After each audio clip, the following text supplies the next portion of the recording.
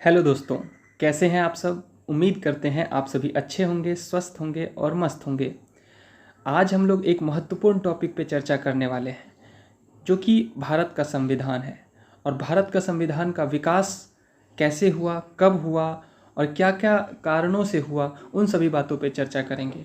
क्योंकि ये चर्चा इसलिए करना ज़रूरी है क्योंकि इससे रिलेटेड हम लोगों के कॉम्पिटिटिव एग्ज़ाम्स में जितने सारे एग्ज़ाम्स होते हैं उसमें ये चीज़ें पूछी जाती है। जितने सारे एक्ट्स हुए हैं, जितने सारे अधिनियम बने हैं, उनसे जो है वो क्वेश्चन जो है वो आपको देखने को मिलेगा। और बहुत ही ज़्यादा प्रश्न इससे आपको देखने को मिलता है भारतीय संविधान से, जहाँ भी पॉलिटी आता है। और ख़ास करके अभी जो बिहार जो शिक्षक भर्ती होने वाली है उसमें जो कॉन्स्टिट्यूशन से क्वेश्चंस रहेंगे, तो यहाँ से आपको एक क्वेश्चन, कम से कम एक या दो क्वेश्चन आपको देखने को मिलेगी।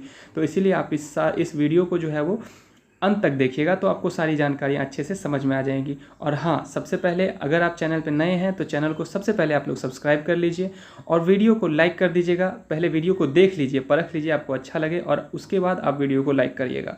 ठीक है, तो चलिए हम लोग स्टार्ट करते हैं कि भारतीय संविधान का विकास कैसे हुआ, उसके ऐतिहासिक पृष्ठभूमि के बारे में कुछ जानकारियाँ लेते हैं। तो सबसे पहले हम लोग बात करते हैं कि आप सबों को पता होगा कि 16वीं शताब्दी के अंत में लंदन के कुछ व्यापारी जो थे वो भारत व्यापार करने के लिए आए थे। और यहाँ पे क्या किया उन्होंने, 1600 ईस्वी में अपनी कंपनी का स्थापना किया, जिसे हम लोग ईस्ट इंडिया कंपनी के नाम से भी जानते हैं। और यहाँ पे आके उन्होंने क्या किया, अपना अधिकार जो है वो कंपनी के माध्यम से बनाना स्टार्ट किया।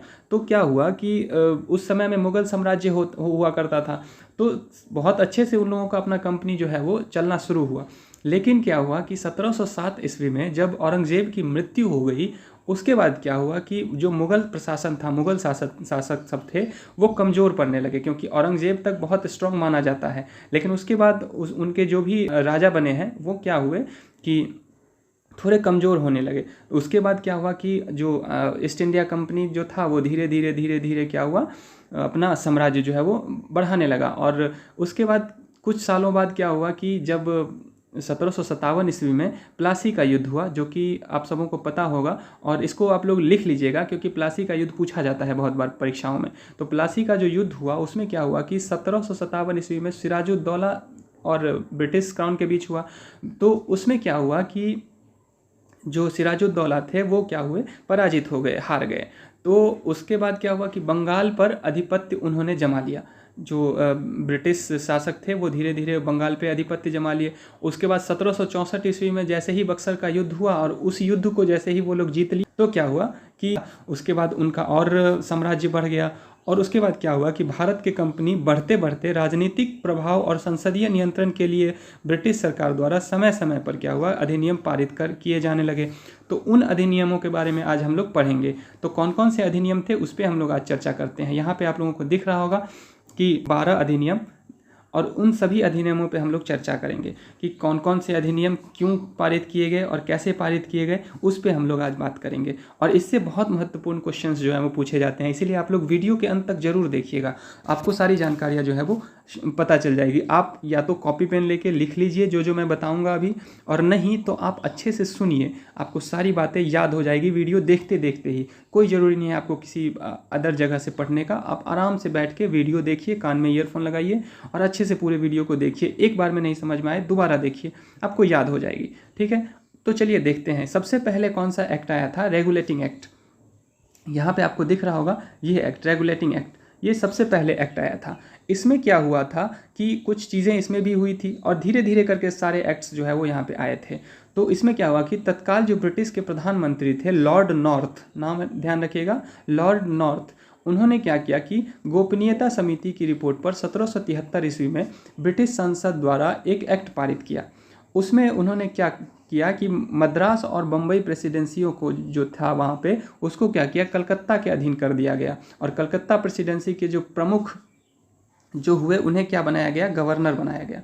क्या बनाया गया, गवर्नर। और ये पूछा जाता है और उसे क्या कहा जाने लगा, गवर्नर जनरल, गवर्नर जनरल। तो बंगाल के ऐसा पूछा जाता है कि बंगाल के प्रथम गवर्नर जनरल किसे कहा गया। ठीक है, तो किसे कहा गया, वॉरेन हेस्टिंग्स, ये आप ध्यान रखिएगा, वॉरेन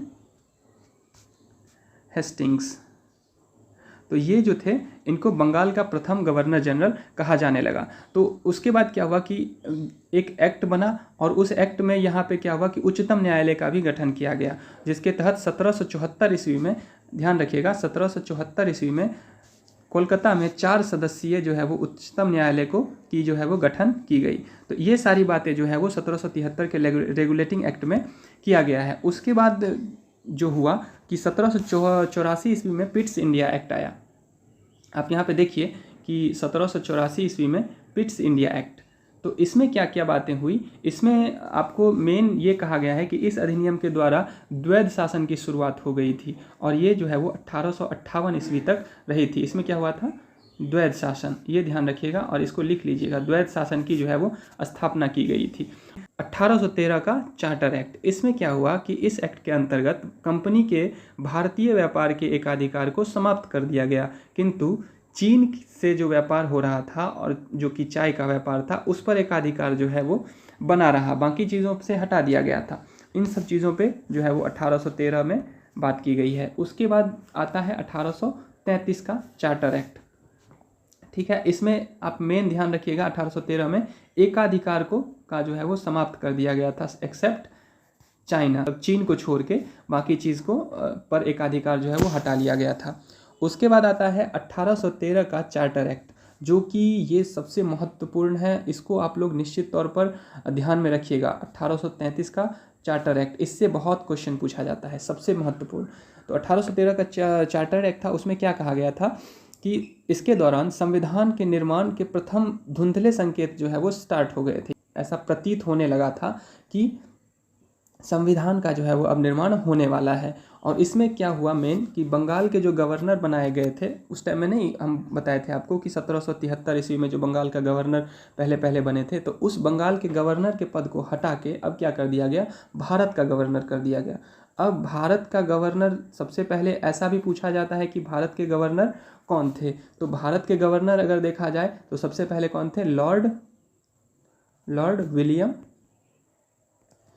विलियम बेंटिक, ठीक है। इसका नाम आप लोग ध्यान रखिएगा क्योंकि लॉर्ड विलियम बेंटिक जो थे वो क्या थे, भारत के प्रथम गवर्नर थे। और बंगाल के प्रथम गवर्नर जनरल पूछा जाएगा तो क्या बोलेंगे, वॉरेन हेस्टिंग्स, इसको आप लोग ध्यान में रखिएगा, ठीक है।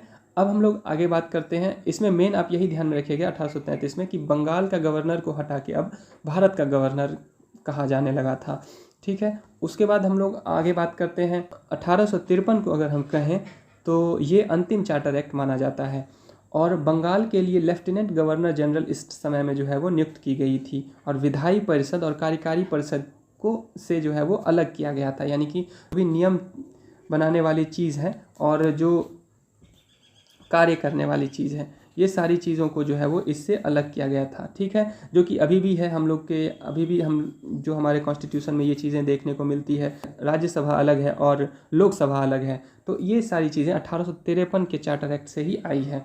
उसके बाद क्या हुआ इसमें कि इस एक्ट के द्वारा सर्वप्रथम संपूर्ण भारत के लिए एक विधानमंडल की जो है वो स्थापना की गई। तो ये क्वेश्चन पूछा जाता है बार बार कि विधानमंडल की स्थापना कौन से एक्ट के तहत की गई थी, तो 1853 एक्ट के तहत विधानमंडल की स्थापना की गई थी। अब हम लोग बात करते हैं भारतीय शासन अधिनियम 1858, ठीक है। अब इस पे हम लोग बात करते हैं। इसमें क्या हुआ था कि इस अधिनियम के द्वारा भारत के शासन को कंपनी के हाथों से हटाकर क्या किया गया, अब ब्रिटिश क्राउन के हाथ में दे दिया गया, ठीक है। अब क्या किया, ब्रिटिश क्राउन के हाथ में दे दिया गया। अब ये क्राउन, ब्रिटिश क्राउन क्या हो गया और कंपनी क्या था, तो गवर्नर जनरल का जो पद होता है वो भारत सरकार के विधायी कार्य के प्रतीक था, ठीक है, तथा जो सम्राट के अपने होते थे वो ब्रिटिश क्राउन होते थे।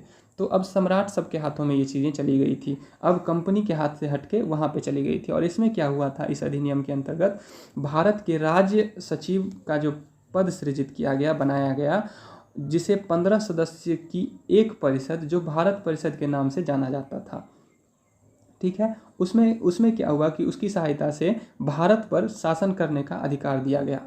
अब जो है वो ब्रिटिश क्राउन के हाथ में चला गया। इसमें मेन आप लोग समझिए कि इसमें क्या हुआ कि कंपनी से हट के, कंपनी के अंदर में जो चीज़ें थी उसके अंदर में सारी चीज़ें थी ब्रिटिश ईस्ट इंडिया कंपनी के, उससे हट के क्या हुआ कि ब्रिटिश क्राउन के हाथों में चला गया। ठीक है। अब हम लोग आगे बात करते हैं 1861 का जो भारत परिषद अधिनियम है। इसमें क्या हुआ, इसमें कार्यपालिका का विस्तार हुआ एक तरह से। उसके बाद पहली बार भारत में प्रतिनिधि संस्थाओं और मंत्रिमंडल की व्यवस्था पर नींव रखी गई थी। इसमें मंत्रिमंडल का पहली बार जो है वो गठन किया गया था और गवर्नर जनरल को अध्यादेश जारी करने का भी अधिकार मिला था।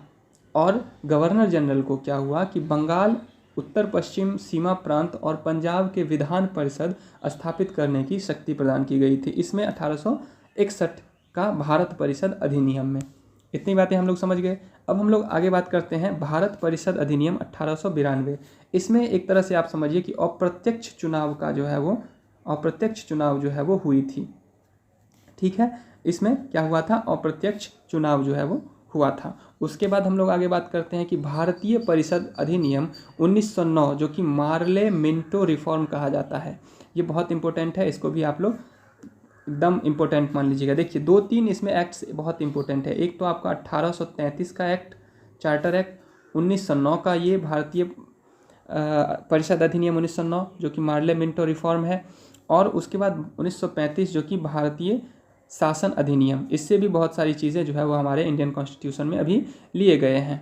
ठीक है, तो इसमें क्या हुआ था, भारतीय परिषद अधिनियम में क्या हुआ था कि 1909 में ये अधिनियम भारतीय की जो विधि निर्माण था तथा प्रशासन दोनों का प्रतिनिधित्व जो है वो प्रदान किया था इसमें।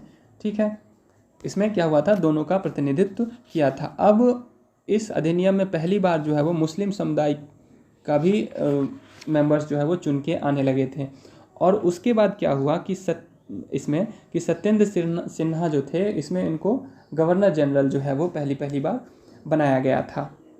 अब उसके बाद बात करते हैं भारत परिषद अधिनियम 1919। ये है, ये देख लीजिए आप लोग, ये वाला भारत परिषद अधिनियम 1919। इसमें क्या हुआ था कि इसको बोलते हैं मॉन्टेग्यू चेम्सफोर्ड सुधार। इसमें द्विसदनीय व्यवस्था भी हुई थी, जो कि लोकसभा राज्यसभा वाली चीज़ें जो है। उसके बाद द्वैत शासन हुआ था। इस एक्ट के तहत क्या हुआ था, 8 प्रमुख प्रांतों में जिन्हें गवर्नर के प्रांत से कहा जाता था, द्वैत शासन की पद्धति शुरू की थी। उसके बाद बात करते हैं आरक्षित विषय। इसमें कुछ हुआ था, जैसे कि भू राजस्व, ठीक है, भू राजस्व। उसके बाद वित्त हो गया, कानून हो गया, ये सारी चीज़ें जो है इसमें आरक्षित थी। ठीक है, और इसी के टाइम में क्या हुआ था कि लोक सेवा आयोग का गठन किया गया था। लोक सेवा आयोग यानी कि यूपीएससी का के माध्यम से जो अभी एग्ज़ाम्स होते हैं और जो अधिकारी चुन के आते हैं, वो भारत परिषद अधिनियम 1919 जो था उसी के तहत जो है वो लोक सेवा आयोग का जो है वो गठन किया गया था। अब आते हैं भारत शासन अधिनियम 1935 जो कि बहुत महत्वपूर्ण है। अभी हम आपको बताए हैं कि ये बहुत ही महत्वपूर्ण है। इसको एकदम से आप लोग अभी हम जो चीज़ बताएंगे उसको आप लोग एकदम ध्यान में रखिएगा, या तो कॉपी में लिख लीजिएगा। ये जो अधिनियम हुआ था ये 2 अगस्त 1935 को पारित हुआ था, इसीलिए इसको 1935 का भारत शासन अधिनियम कहा जाता है। इसमें क्या हुआ था कि 14 भाग, क्या हुआ था इसमें 14 भाग था और 10 परिशिष्ट था और 321 जो है वो धाराएं थी, 321 धाराएं थी और 10 अनुसूची। इस टाइम में क्या था, 10 अनुसूचियाँ थी। ठीक है, 10 अनुसूचियाँ इस समय में थी। ये सारी चीज़ें थी। अब भारत का जो वर्तमान संवैधानिक जो ढांचा है, जो हमारा कॉन्स्टिट्यूशन है, वो बहुत हद तक जो है बहुत सारी चीज़ें जो है वो इस एक्ट से, इस नियम से लिया गया है। ठीक है, और उसके बाद क्या हुआ था, इसमें प्रांतों में द्वैत शासन व्यवस्था को इस समय में समाप्त कर दिया गया था। और क्या हुआ, संघीय न्यायालय की भी स्थापना इस समय में किया गया था।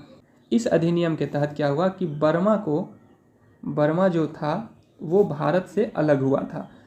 इसी अधिनियम के अंतर्गत ये पूछा जाता है। ठीक है, और क्या हुआ था कि उड़ीसा तथा सिंध 2 नए प्रांत बने थे इसी समय में। उड़ीसा और सिंध ये 2 नए प्रांत बने थे। ठीक है, 2 नए राज्य बने थे। समझ में आ गया। उसके बाद अगला जो है, जो कि भारत स्वतंत्रता अधिनियम, इस पे हम लोग कुछ बात कर लेते हैं। इसमें क्या हुआ था कि 18 जुलाई 1947 को ये चीज़ प्रस्तुत की गई थी। ठीक है, और इस अधिनियम में 2 डोमिनियन यानी कि पाकिस्तान और भारत की स्थापना के लिए 14 व 15 अगस्त की तारीख निर्धारित की गई थी। और उसी में हमारा, इसीलिए हम लोग क्या करते हैं, 15 अगस्त को हम अपना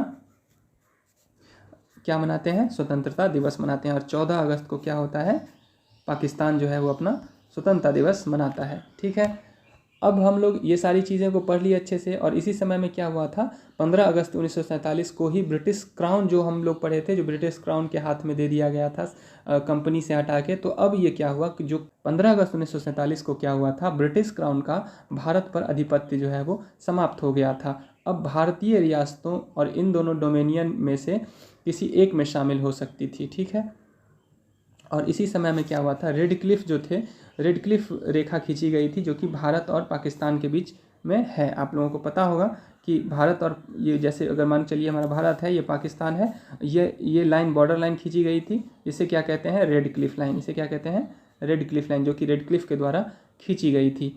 तो ये सारी एक्ट्स जो है वो, और ये सारे जितने भी अधिनियम थे, उन सभी अधिनियमों को हम लोगों ने पढ़ा।